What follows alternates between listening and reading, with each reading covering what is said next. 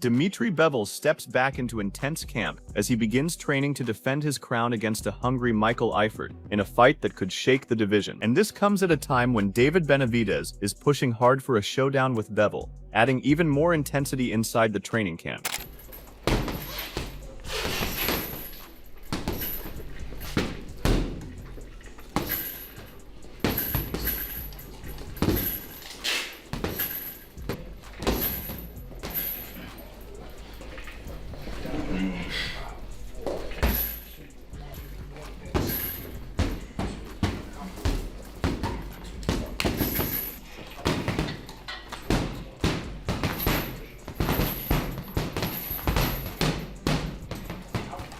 Bivol is pushing harder in sparring, dominating his partners with ease, and it shows his grit and power as he prepares to beat Michael Eifert and move closer to a showdown with Benavidez.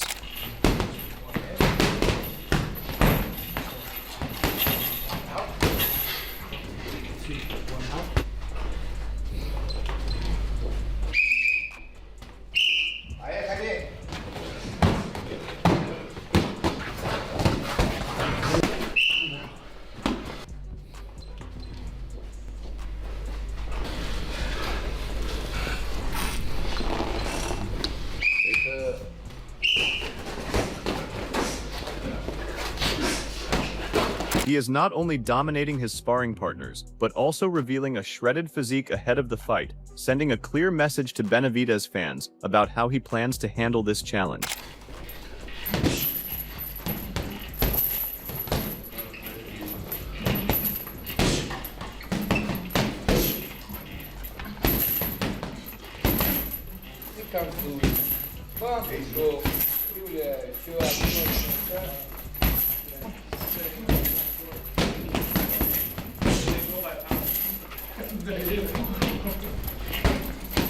Одиночные показывают, что ты в бою. А так ходят, гуляют. Надумал, дернул, пробил.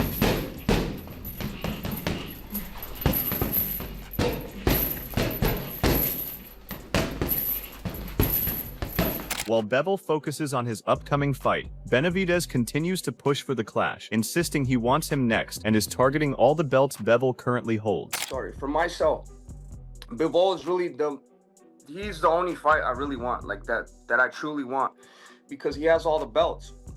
You know what I mean? After I beat Bivol, I'm gonna have, right now I have 8 titles. You know, 3 of them were interim, 3 of them world championships at super middleweight, light heavyweight. Now I got 2 of them at cruiserweight. I really want those belts. You know, I want those accolades. So that's the only thing I want right now. You know, I'm not thinking about Opataya. I'm not thinking about none of these guys, because this is a fight I want, and it makes sense for both of us. At the same time, Benavidez is being pushed toward a potential Usyk clash, with Roy Jones Jr. urging him to take that fight now and consider Bivol, Beterbiev, and Gushianov later, saying no bout is bigger than Usyk for him. You go up and fight Usyk while you're hot, and it makes sense. You can always come back down and fight Beterbiev if you want to. You understand? If you lost to Usyk, Beterbiev fight still there. If you lose to Beterbiev, Usyk fight gone. So be smart about this thing. Go take Usyk while the iron is hot. You beat Usyk, you don't know how to see Beterbiev unless he want to come to heavyweight. Now he can go super middleweight, light heavyweight, cruiser heavy. Why would you play with a guy who's just as dangerous as Usyk, not as known as Usyk, not gonna bring you as much money as Usyk, when you can just go straight to Usyk? Jones insists Benavidez must refuse any other fight offered right now and go straight at Usyk without asking any questions.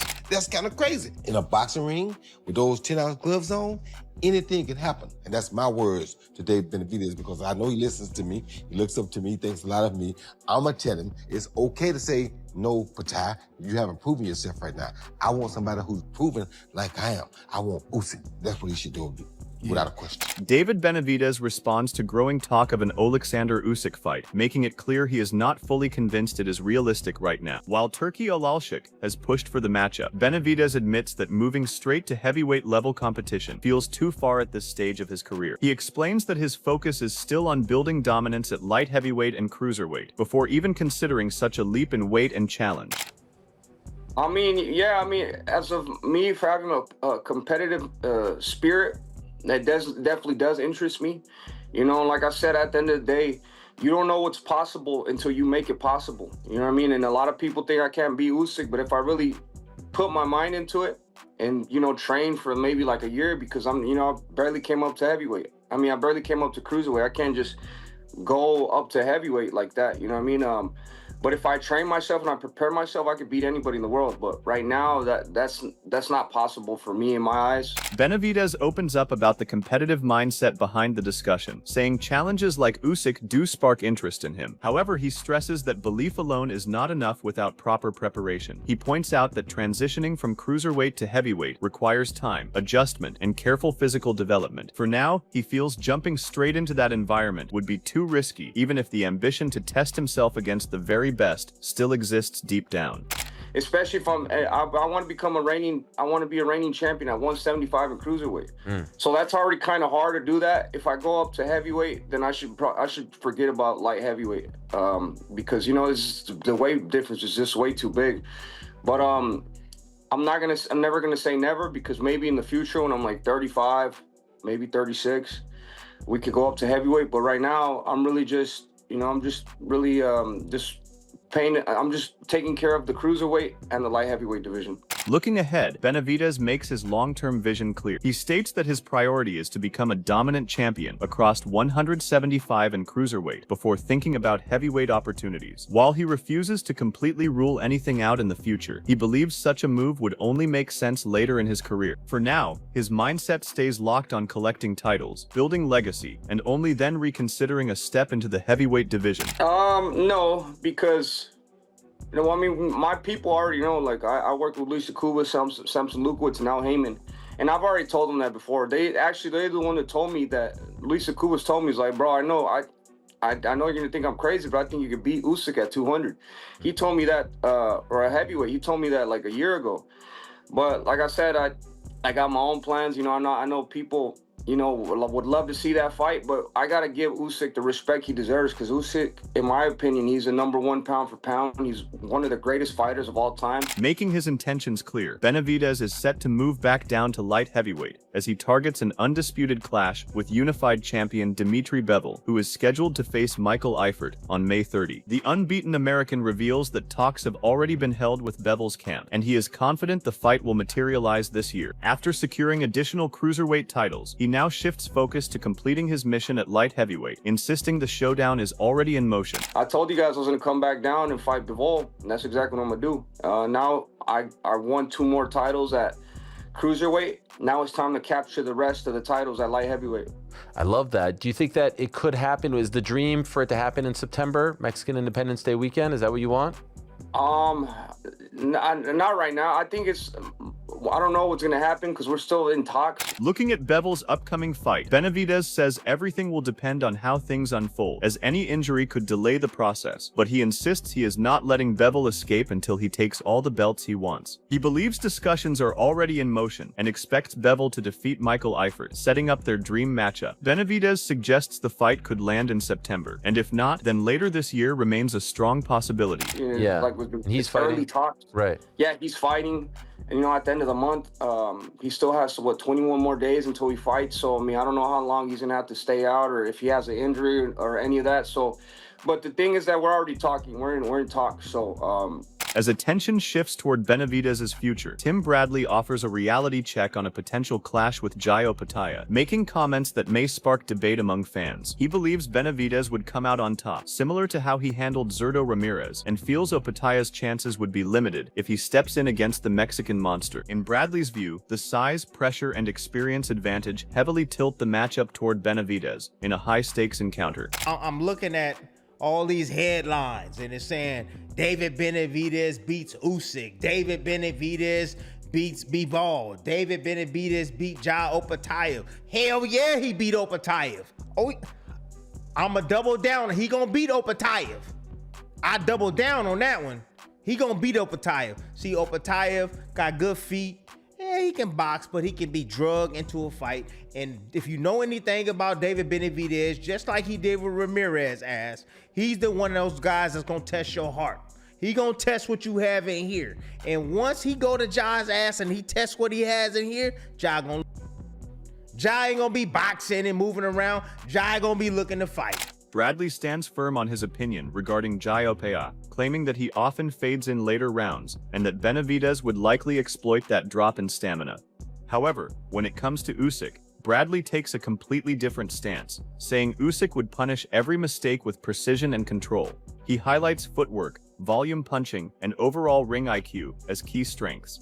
In his view, Benavidez's biggest weapons would actually play directly into Usyk's technical mastery and experience. Ja gonna get tired too. Yeah, because Ja, if you look at the history of Ja Beterbiev, he get tired. Yes, he gets tired, period. And I stand on that. So, but when we talking about Usyk now, okay? Come on now. Styles make fights. I know, I get it. I'm on the hype train too. I've always liked David. Yes, I've been critical of David and his footwork. And Usyk is one of those guys that can make him pay for what David Benavidez like to do. He squares up. And as you saw, yes, he can make it work for himself. Yes. Shifting focus to Bivol, Tim Bradley delivers a blunt reality check for Benavidez fans. He believes Dmitry Bivol's style is a perfect matchup advantage against David Benavidez. Bradley highlights Bivol's elite footwork and ring IQ, saying both will create major problems throughout the fight. While he expects it to be a highly competitive battle, he ultimately feels Bivol's technical approach is built to neutralize aggressive fighters like Benavidez, giving him the edge if they eventually meet in the ring. Bivol, if he fights Bivol, Bivol has the perfect style to beat him. Oh, I'm sorry to tell y'all, man. For real. Y'all come here for the real. Hey, I like me some David Benavidez. I do. I can't wait till we fight again. But Bivol is a recipe for disaster. Now, would it be a fight? Hell yeah. It'll be a fight. David Benavidez, he don't go nowhere easy. Hell no. But when you got good feet that matches with this, right? And you understand the sweet science, David, he got a high boxing IQ too. Amid all the talk stands Artur Beterbiev, still waiting for his long-awaited trilogy. As Dmitry Bivol prepares for Michael Eifert, questions are now being raised about whether Bivol is avoiding the Beterbiev rubber match or simply taking a tune-up before facing Benavidez. Shakur Stevenson states that Beterbiev fully deserves the trilogy, but also admits a Bivol versus Benavidez fight would be highly entertaining.